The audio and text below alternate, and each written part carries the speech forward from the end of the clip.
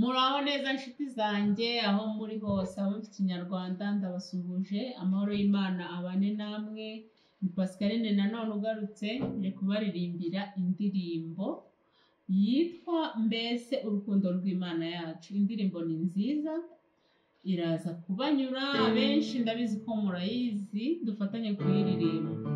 Ako umuntu utarakora subscribe wamfasha ukaza gukoraho ndetse ugakanda ku nzogera kugira tujye tubana buri gihe uko twaprodinze, ubona ibyo twaprodinze. Utubwire muri comment niba hari icyo twahindura, niba hari icyo twakongeraho. Ni ukuri Uwiteka aduhana umugisha. Ndakeka muri buze kunezerwa, rero dutangire turirimbe.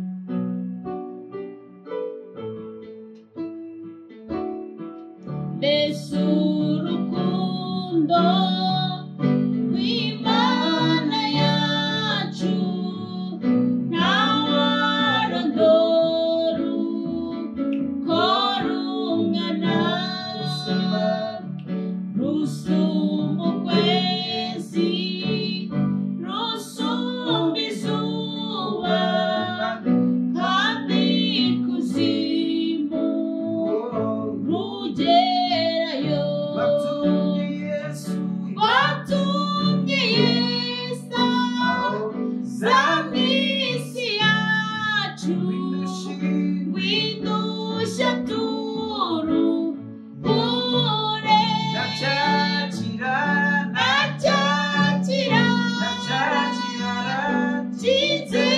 cy'inzererezi, watumye sajya kira. Mbese urukundo rw'Imana yacu wagereranywa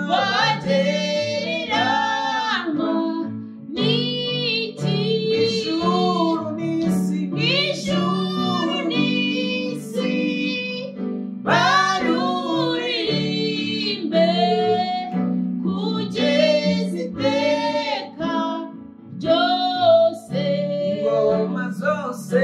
Ingoma zose zo mw'isi yacu zijya zihita zishiraho,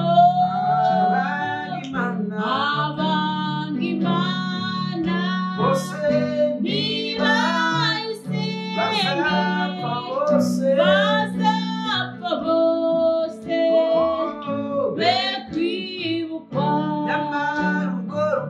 Nyamara urwo rukundo rw'Imana rutagira akagero.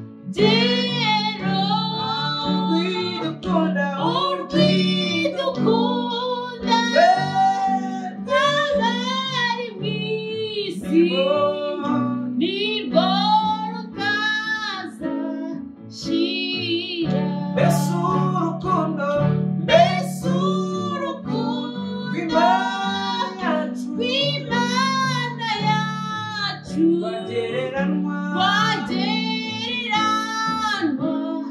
n'iki?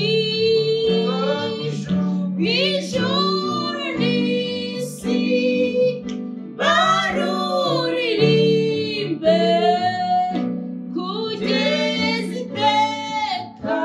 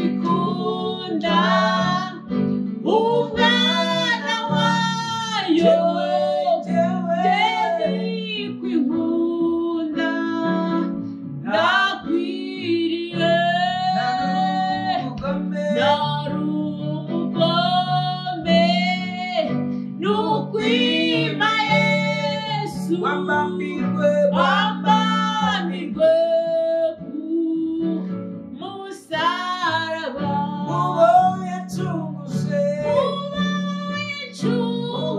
yacunguje shayo maraso, nzi yuko nanjye ndimo nzajya ndirimba urwo rukundo rukwize mw'isi yose, uwo yacunguje shayo maraso, yuko nanjye ndimo nzajya ndirimba urwo rukundo rukwize mw'isi yose, muba yacunguje ayo maraso, nzi yuko nanjye ndimo nzajya ndirimba urwo rukundo